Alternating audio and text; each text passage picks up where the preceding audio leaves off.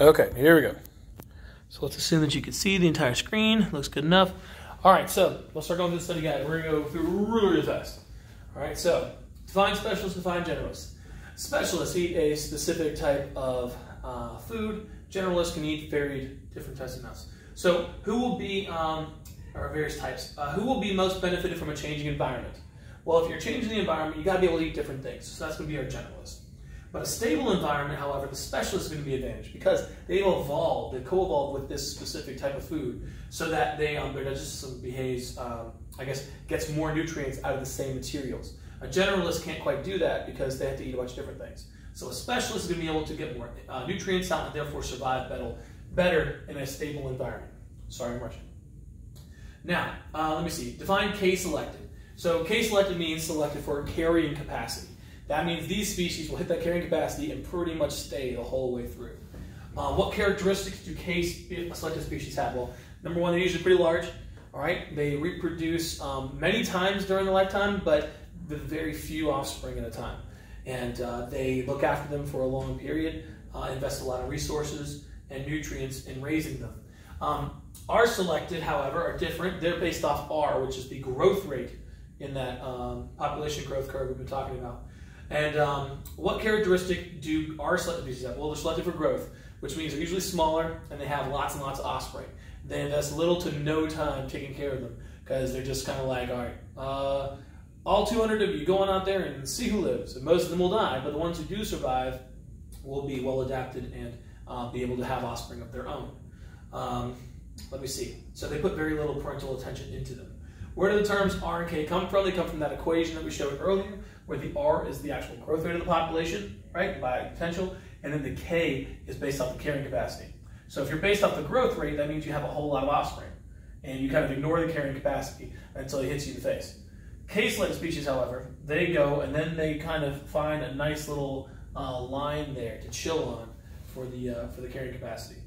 Are all species either R or K? Is it a spectrum or a dichotomy? It's more of a spectrum. You're not either R or K. There are going to be plenty of organisms in the middle, okay, that kind of do both. And we see that a lot, I don't know, whether it's with dogs, some types of birds, that kind of thing. Let me see. Who is more likely to be affected by an invasive species, an R-selected or a K-selected species? So if you're going to be bringing in an invasive species, they're going to eat up a whole lot of the nutrients, decrease the carrying capacity of that environment, and that therefore is going to really affect your K-selected, your carrying capacity selected organisms. However, invasive species are usually R-selected species themselves, so they produce a whole lot of offspring and just overwhelm the new environment. So they are R-selected themselves, although they tend to affect K-selected species more often in the environment. What is biotic potential? That is the ability of the group of organisms to produce a lot of offspring really quickly. And so draw an exponential growth curve. I'm really hoping that this is going to let me draw, but we will see. So there you go, an exponential growth curve. So you're going to see that going up. And in this case, it's because each new x is usually multiplied by a common factor. And so it's going to go up and up and up really fast. Excuse me. Draw a linear growth curve. So in a linear growth curve, it's the same way all the way up because it's arithmetic. You're just adding over and over and over again, keeping a nice linear growth. Draw a geometric growth curve. So geometric and exponential, same thing. Multiplied by the same number over and over again. They're the exact same graph. And arithmetic or arithmetic, however you want to pronounce it, is going to be the same as linear. They're just different names for the same idea. Okay? You're either multiplying multiple times or you're adding multiple times to increase that population line. And then draw a logarithmic growth curve. So this is the one you have to be familiar with when you talk about this line here. What does this line here represent? Carrying capacity. So this is real life. You have the R, the growth, going up. That's exponential at first. Then it hits the carrying capacity. In logarithmic growth, it's going to level out. All right? So you typically see graphs that look like that. They start slow, they go up, and then they laze about when they reach that carrying capacity line. That's true, especially for K-selected species growth curves. That's what you're likely to see. So why does it look so different from the exponential curve? What additional factor does the log curve show? Well, it shows your K, your carrying capacity, the ceiling of that. All right?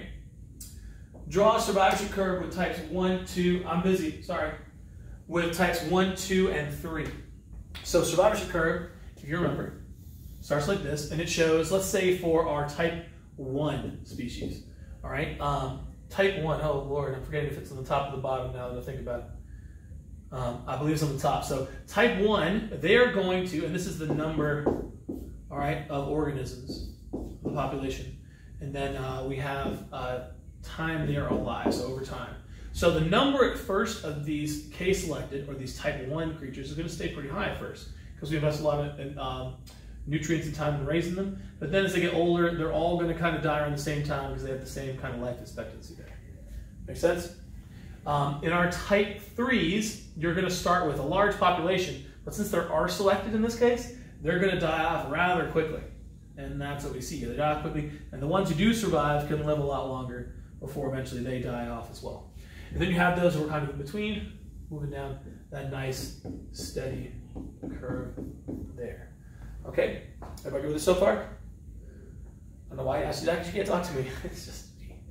All right, let me see. Describe how each of them relate to survival strategies for a species. So survival strategies, we're talking about R or K selection, okay? So you have, again, K selected, living a long time, a lot of organisms, and then they all die off. In this case, R selected, they all die off early, and a couple of them live a long time. And then you have the ones that are kind of in between, more of a straight line. Let me see. Define carrying capacity. So, carrying capacity is the maximum amount of population that the environment can hold, usually based off the availability of food.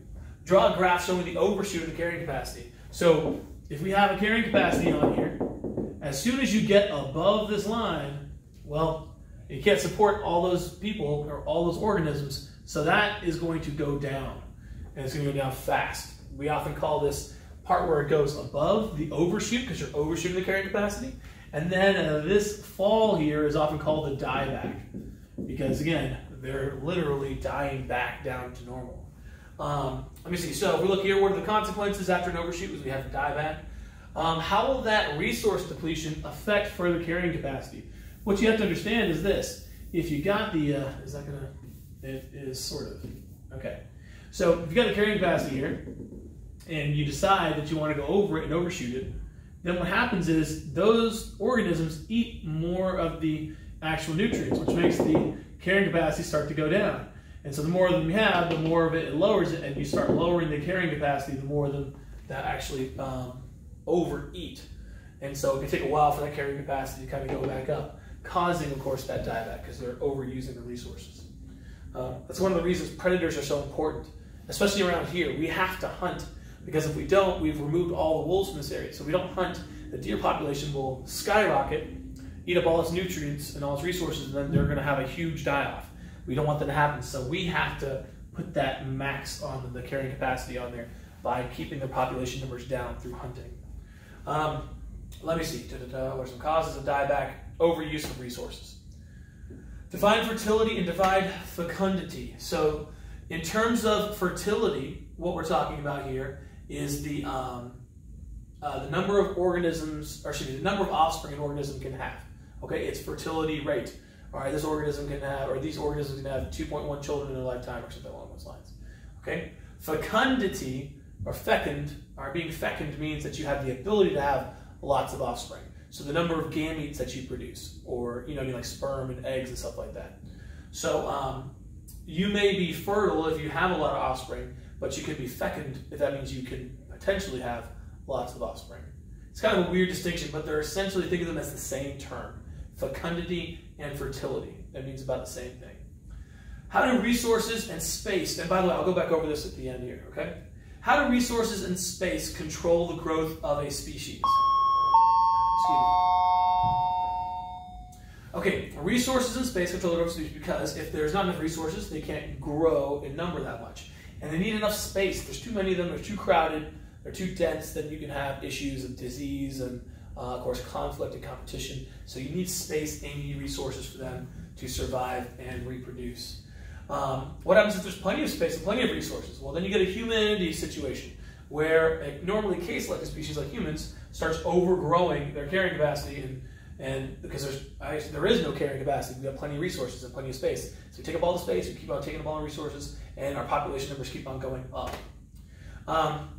If there is an unequal distribution of resources, in other words, if there's not enough for everybody, especially with humans, that's going to result in the following. Competition. In human terms, that usually means this, right? Wars, trade wars, economic pressure, you name it. But unequal distribution results in some kind of conflict, and that's the main issue, right? Whether we talk about Israel and Palestine and their conflict over the water resources in their area, okay? Or we talk about Palestine and India fighting over the Kashmir region. Again, it's a place that has resources. The American Revolution, right? You had the British who wanted our resources, and we didn't want to give them up, and they were unfairly taxing us to pay for things. And you have these kinds of wars over certain areas because countries need these specific resources, and in large amounts in some cases. Population age structure. So when we talk about population age structures, right, we have various levels of growth, and you determine those levels of growth based off of the bottom of this pyramid. Your ages 0 to 14, the new ones that are being born and are going to, of course, reproduce themselves. If you notice that they're significantly wider than the rest, then the population numbers are going to start to go up, because these kids are going to have kids, and those kids are going to have kids, and the population is going to be growing. In this case, again, we have a little bit bigger. So here we would have, I don't know if this is going to move or not. Is it? Yeah, it is. All right, so we have rapid growth going on here because we have such a wide base to that pyramid.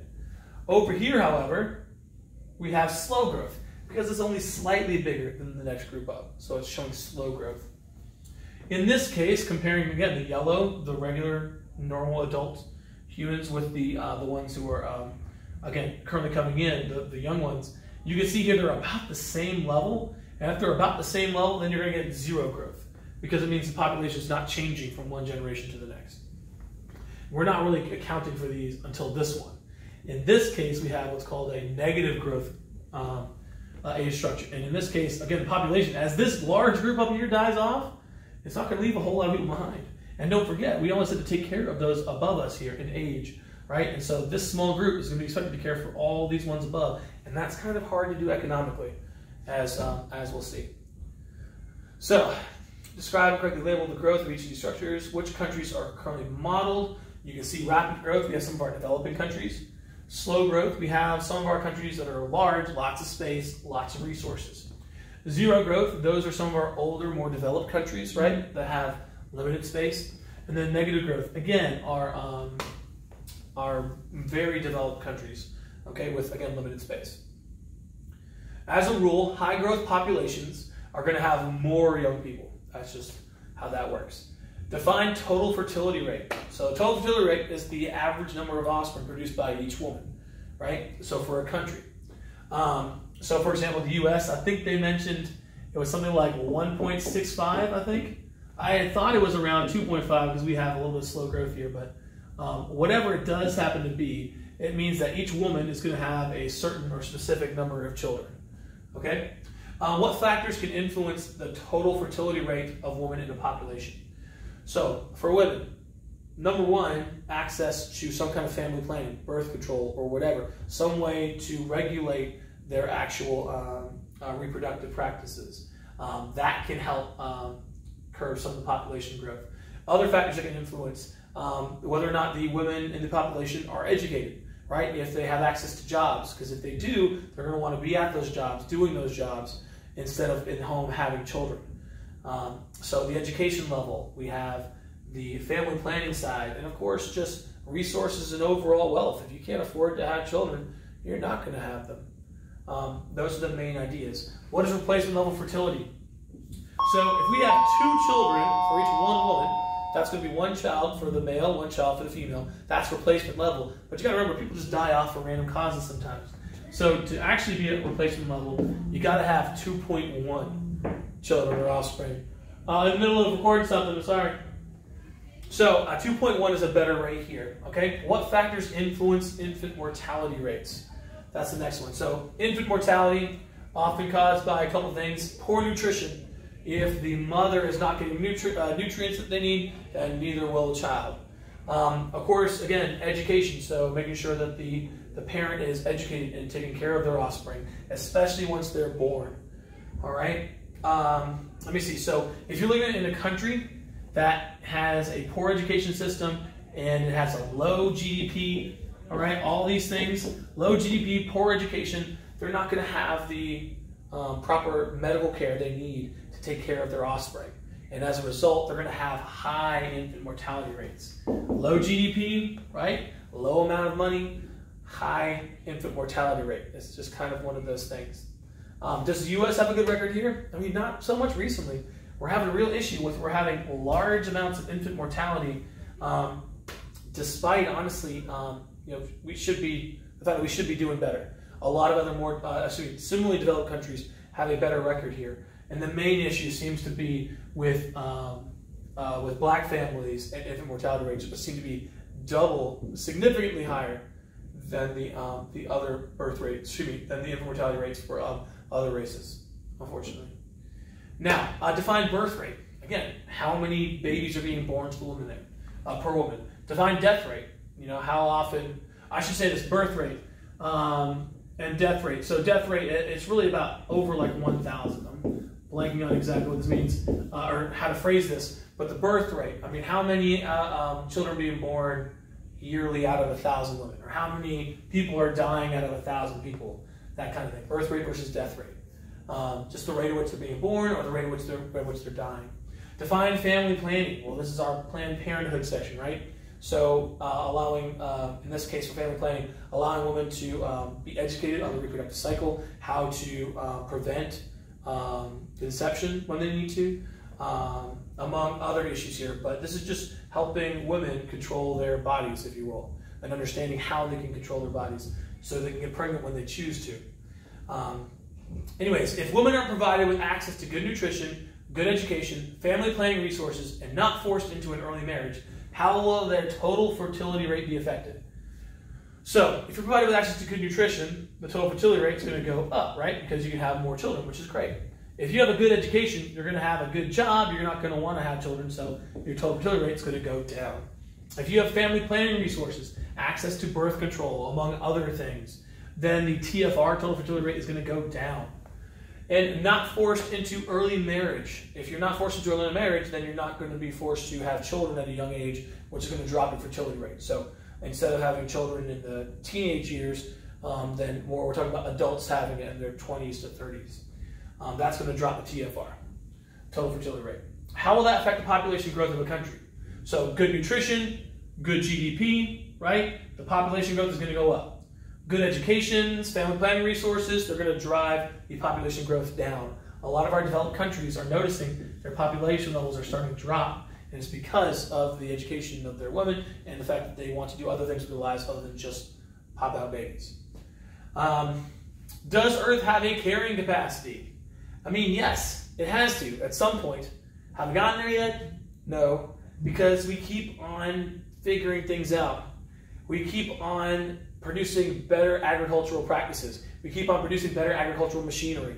All these things are making our K line go up. And as a result, our population can continue to go up. But it has to have a ceiling. There has to be one.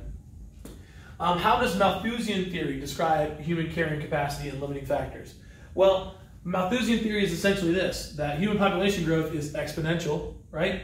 However, food production is linear. And as a result, at some point, you're going to overlap. And when the population exceeds the food resources, you're going to get a whole lot of conflict and die-off and disease and famine and you name it.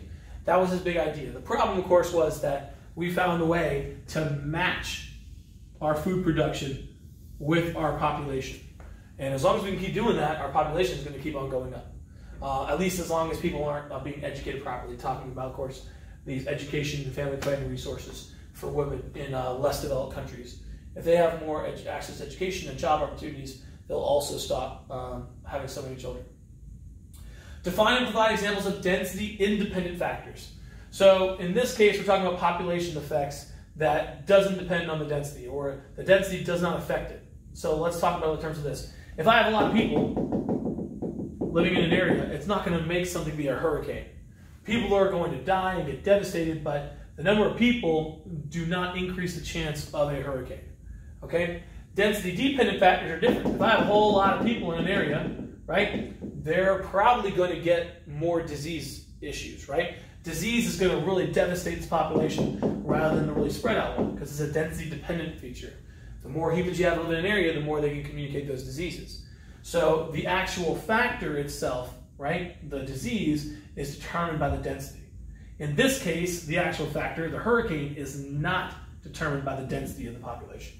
So natural disasters for density independent, and then pretty much everything else is going to be a density dependent factor. Define the rule of 70. The rule of 70 says that if I take the number 70 and I divide it by the growth rate, right? Whatever the growth rate happens to be, 5%, 10%, doesn't matter. Okay? It will allow us to predict how long it will take to double the population. All right? It's always in the number of years. All right? So, for example, if there's a population of 500 pandas and they have a growth rate of 5%, how long will it take the population to double? Well, to be honest, it doesn't matter how many pandas you have, because the equation just says you take 70 and you divide it by the rate. The rate in this case is 5%. Ignore the percent thing, just do the number. Okay, we don't need a decimal here. 70 divided by 5, 1, 4. So it takes 14 years. No matter how many pandas you have, because they have a growth rate of 5%, they are going to double after 14 years. So after 14 years, you would have 1,000 pandas. That's all the rule of 70 says. Divide 70 by the growth rate. Continuing here. High stationary, early expanding, late expanding, low stationary, declining, etc. This is something that I would study extensively if I were you, because this is human demographic transitions. And this is a very complicated one. It's kind of taking everything we talked about and just jam-packing it into one graph. So let me make sure this is still recording. Okay, so let's start with stage 1. In stage 1, we have over here birth and death rates per 1,000 people per year, right? Per 1,000 people. So in birth and death rates, we see that this number is relatively high. And that is a characteristic of a developing country. Typically, they're very rural or agricultural based. And I think you can see that in that, like I said, high levels, well, a few more groups are still like that on Earth, but high death rates, high birth rates, and the population therefore is low because the high death rate is just knocking people off. Now, eventually, as you start developing better agricultural practices and better medicinal practices and just not, living in your own filth and poop and stuff, like when you get to that stage, right, then you start to expand. So stage 2, we have our early expansion here. And we see some countries are currently in that mode right now, India, Kenya, and Egypt. What's causing this decline in birth rate is all that extra food, right? All those better medicines. They're enabling us to not die so fast, which means our birth rate is going to stay the same. But because we're not dying so fast, our population can start to go up. All right, so that's our early expansion region. And then so this is again agriculture here, right? Or we're having a lot of agriculture. Now, over here, late expanding. So this is where, again, we start to see birth rate decrease, which is weird. But it happens because as you have this large population, they can't all work in the fields. So they start to work in industry, right? In factories, in cities, etc. And in cities, it's not necessarily a great place to have a lot of children because they're expensive. On the farm, you can just feed them what you make on the farm. But in the city, you got to make the money, and then you got to buy them some McDonald's. And, you may think it's cheap, but when you're buying it for like 5 kids, it's a pretty expensive meal. So in terms of moving on, in terms of the economies too, and more industrial-based stuff, all right, in this late expansion, you see the birth rates start to go down here. And when birth rates are going down, population is going to start to slow. And you can see that here. The population growth is starting to slow. It's still going up because there's a gap here between birth and death rate. As long as there's a gap between birth and death rate, population is still going to go up. As we move over here into low stationary, we start to see a decline in industry here. All right, we start to see a movement more towards service-based. All right, so we're moving out of the factories and into more, software-based things or service-based things like,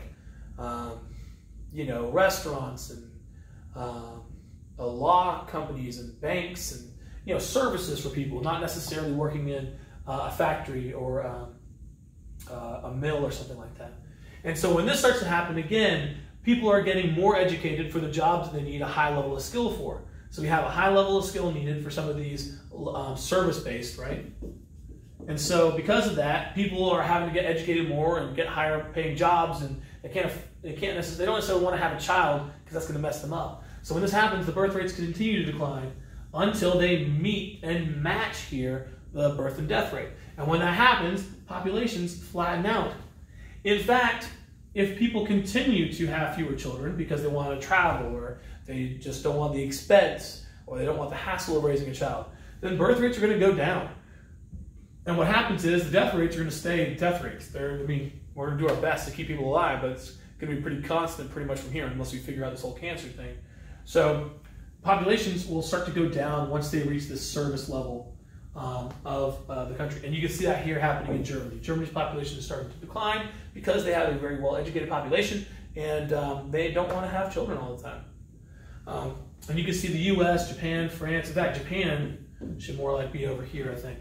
But these other countries are starting to make their way over. Looking at some of the details here, birth rate and death rates. We can see them across here.